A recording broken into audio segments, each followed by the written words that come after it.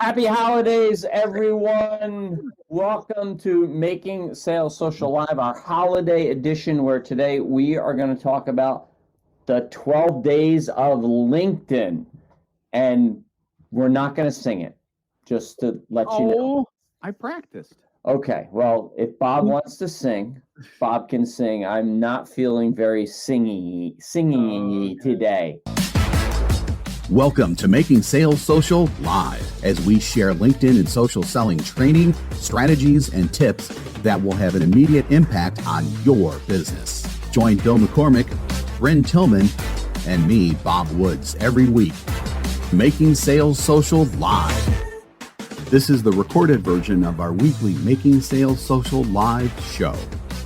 So welcome. So the 12 days of LinkedIn, we're going to talk about 12 different things that LinkedIn gives us that we think are great gifts. And the first one, I think, is one of the most least known of the really great features that have been around for a long time. Like it's been as long as I can remember that LinkedIn's had this feature, and that's taking inventory of your existing connections. Yeah, this is something that most people don't do, but it's so critical. We go out there, especially if we're social selling, and we get, connect with new people, but we're not nurturing our existing people. So guys, export your connections or search your first degree connections and look at all the hundreds of people that you're already connected to that you should be engaging. And just a quick, cut a note on that is send a little video message wishing them a happy holidays. Let's go rapid fire. We'll go to the next one and Bob can chat. Yep. Next one is leveraging the featured section on your profile. So featured is what, just like a couple of years old now, but it's really important because we call it the scroll stopper for a person's profile. So, you're scrolling through the profile and it's all text and blah, blah, blah, blah. It looks boring as all hell until you get to the featured section. And it gets exciting because there is this area there that's set up like a gallery, if you know what I mean about when it comes to different websites and things like that. But there's graphics there and there's words there, and you can click through this stuff. And the way that we teach it is to use this for education about not only your company, but about what it is you do, how you help the people who are coming to your profile, and specifically speaking to those people so that you can show them that you're the expert in your field and you know what the heck that you're talking about, and you can actually help them. This is such a great place to show up as that resource.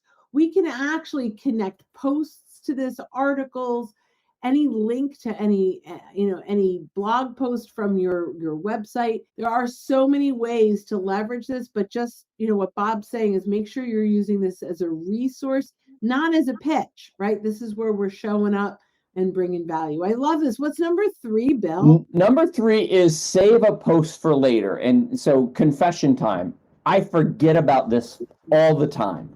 Right, I'll go and say, oh man, Bryn had this great post like 4 weeks ago, and I'll go and I'll scroll through her activity, and I forget that you can just go up to the 3 little dots and you can click, and there's save post for later. And where it shows up is when you're on your home page, on the left-hand side underneath your picture, there's a spot for saved posts, and you can go click on that, and then you can go back and visit those for later.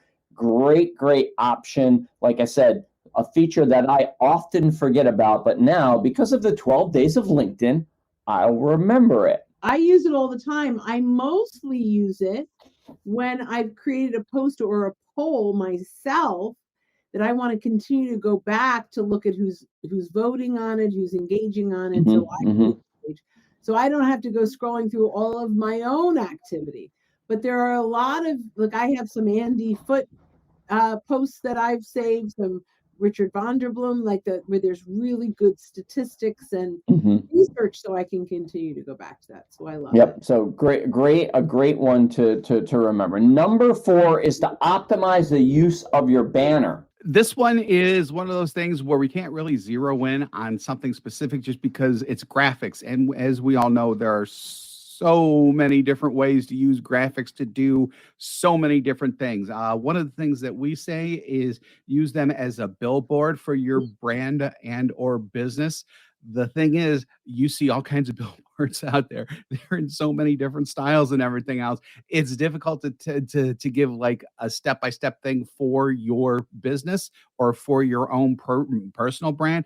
But I think that you kind of know what it needs to look like, because you know your own message. You probably have your own colors. You may have an idea of what you look like. You just need to get that in to a banner so that you can use it for your profile. And if you're a personal business, but you have a LinkedIn page, LinkedIn company page, LinkedIn page for it, you could use it for that spot as well. But the LinkedIn banner is some very, very valuable space within the LinkedIn profile. Don't let it go to waste. Do something with it. Create that billboard for you. Yeah, I mean, first of all, to make it a little bit easier for you, check out canva.com, CANV.com, and just type in LinkedIn banner. It'll give you the right size, and you could start to brand it the way Bob talked about. But this is, if you have events coming up, if you have a podcast you want to promote, I mean, as Bob mentions, it's a billboard. So we can, it's not static. It's not a set it and forget it. Although you could, it's also a great opportunity to promote something. Yeah, and I'll just say, if you work for a company, for a large corporation, check with your marketing department. They may already have created banner images that are on a file somewhere that you can grab and that you can use. But like Bob said, make sure you're using that space. Number 5 is to get the most out of your headline and the top of the fold. Yeah, so I think this is a big deal. The top of the fold, we did already talk about the banner in the top of the fold, but the headline is also a big piece of top of the fold. That's what they see when they land here. And the goal of that headline is to get them to keep reading. Bill, why don't you talk about headline a little bit? Yeah, so headline is the area right underneath your name. And for most people, it defaults to, LinkedIn defaults to your position and the company you're at, like Chief Sales Officer at Social Sales Link. That doesn't tell anybody really anything. It doesn't create any curiosity. It really doesn't resonate with anyone. And you have 220 characters with spaces for your headline. So what we talk about is be more descriptive with this. Talk about who you help, how you help them, the results that you bring, and what it is that you do. And so mine says something to the effect of helping sales professionals convert their connections to conversations on LinkedIn. So who do I help? I help sales professionals. How do I help them? I help them convert their connections to conversations. And that also happens to be the results that I bring are more conversations. And then after that, you'll see virtual and live training. I think podcast, I have our podcast listed on there. So you can make it a lot more descriptive. So when somebody lands on that, it resonates with them. But also, like Bob likes to point out, your profile headline follows you around all over LinkedIn. It's kind of like your shadow. And so when somebody sees a comment that you make on a post, your headline shows up there. When someone hovers over your name in the news feed or in their My Network space, your headline shows up. So it's really a great space of real estate for you to use to make sure you're resonating with your prospects and with your ideal clients, and being more descriptive. Kind of a call to read, really. You want them to click on that and read more about your profile. Love that. What's next? Next is to write content around what your prospects care about. Lead to your solution and not with your solution. Yes. Here's the problem.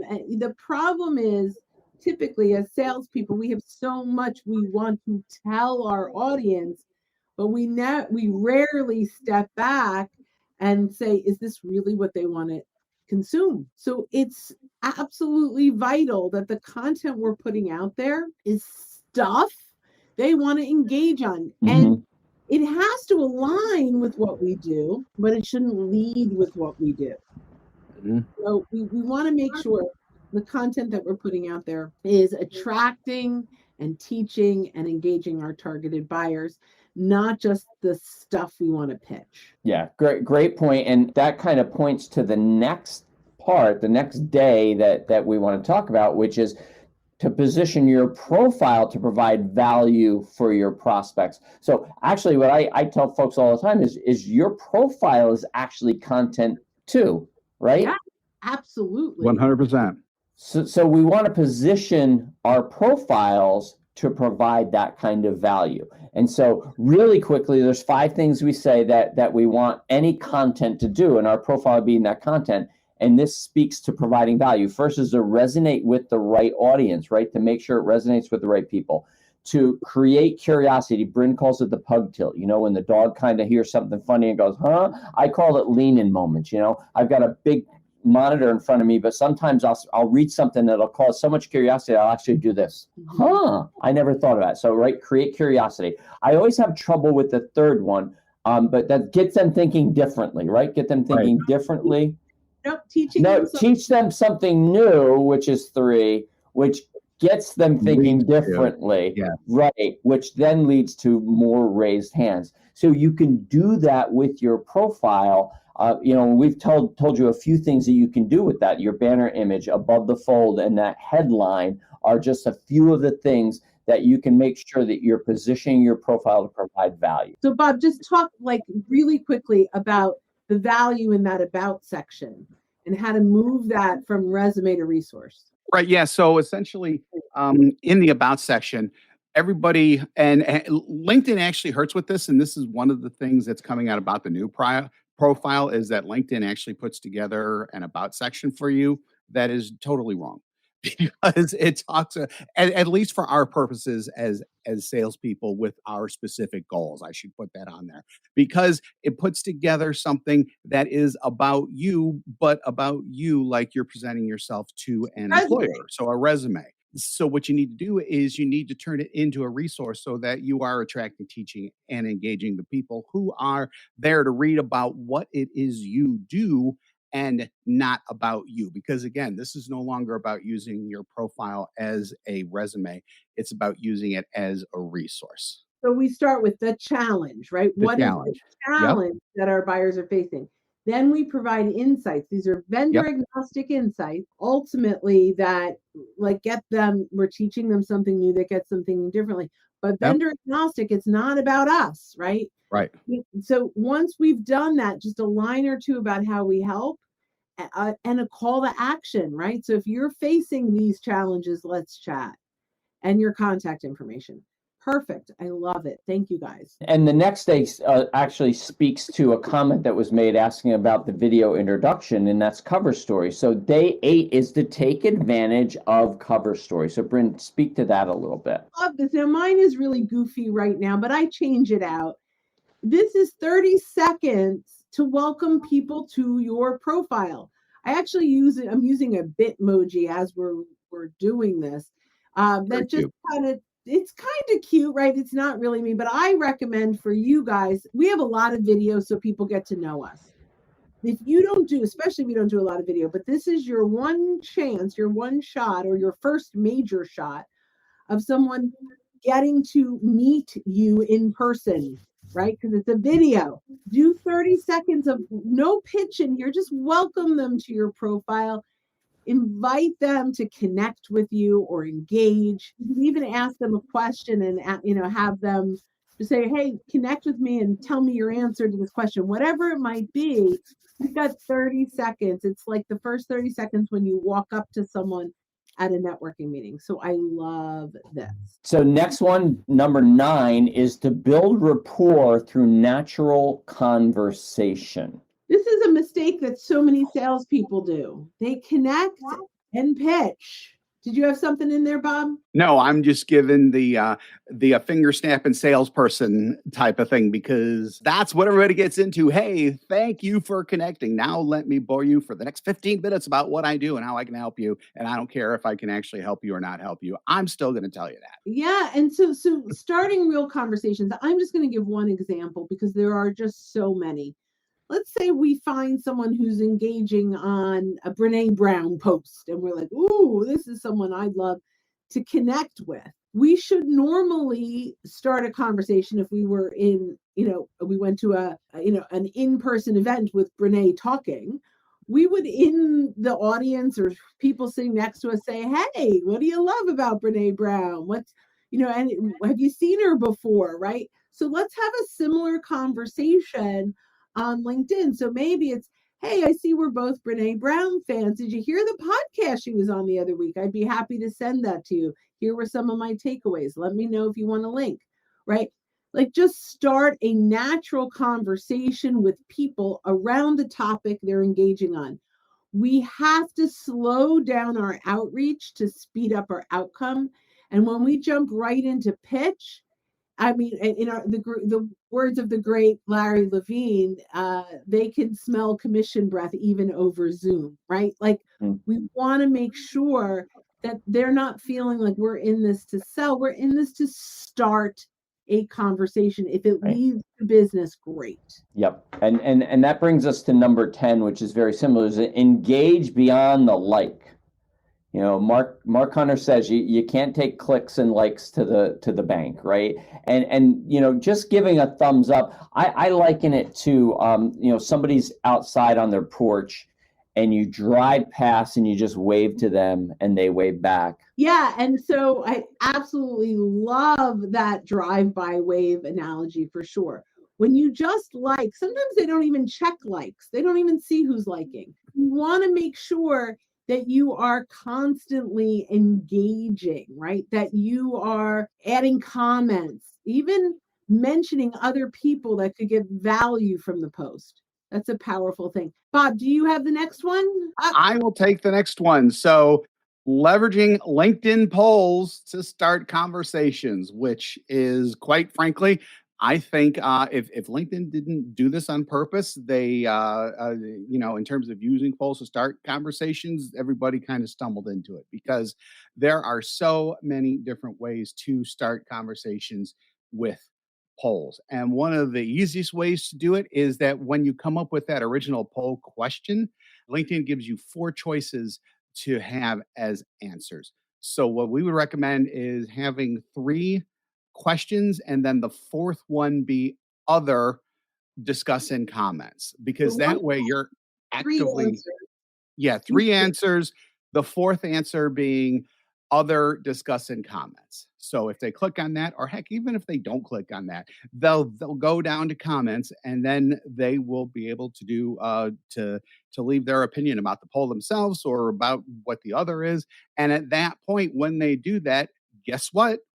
It's conversation time, and you can start a really good conversation with those who not only respond to your original post, but to people who are having their own side conversations too, which, trust me, if the poll is good, there will be side conversations about what it is that you do. And what a great way to start those initial conversations on within the post. And then if it makes sense, connect with them. And then again, if it makes sense, have that initial conversation with them. I love that. And, just because you post a poll, it doesn't necessarily mean that you're going to get all the engagement from the right people. So one of the things we recommend is, when you take inventory, which was one of our tips, identify people that you want to engage with and send them a poll asking for their one-click vote, right? And then we can start to get the right engagement. So that's great.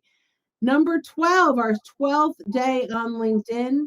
You want to take that one? Sure. So this has to do with giving kudos, endorsing, or simply engaging on their content. So this is actually supporting other people through your content. And what a great gift to give at the holiday season when they're on LinkedIn, when they're trying to, when they have specific business goals on LinkedIn, whatever those goals are, you can help them out by giving them a kudos. And that's through a normal message.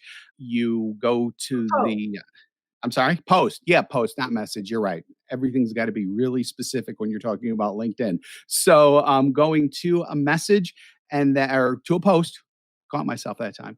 And then the easier way, I think, Bob, just because I know there's like so many ways to do this. Yeah, there are a lot of ways. You go to somebody's profile and click on the more button. I think that's the fastest way. Yeah, you're right. That probably is the fastest. I mean, so just for the ease of folks, if you go and you click the more button, you can give them a kudos, and you've got lots of choices, right? We've got making an impact, great mentor.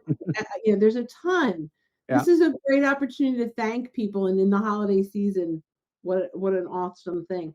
You can recommend them and you can engage on their content. Just the bottom line is bring them value in a way that's not just about selling. It's about really just showing up with value, which I think is awesome. Guys, this has been so much fun, right? We wish you safe holidays, happy holidays. Have a wonderful time, no matter how you're spending them. And, when you're out and about, make sure you are making your sales social. Thanks for joining. Bye, everybody. Don't miss an episode. Visit socialsaleslink.com/podcast. Leave a review down below. Tell us what you think, what you learned, and what you want to hear from us next. Register for free resources at linkedinlibrary.com. You can also listen to us on Apple Podcasts, Spotify, Stitcher, and Google Play. Visit our website, socialsaleslink.com, for more information.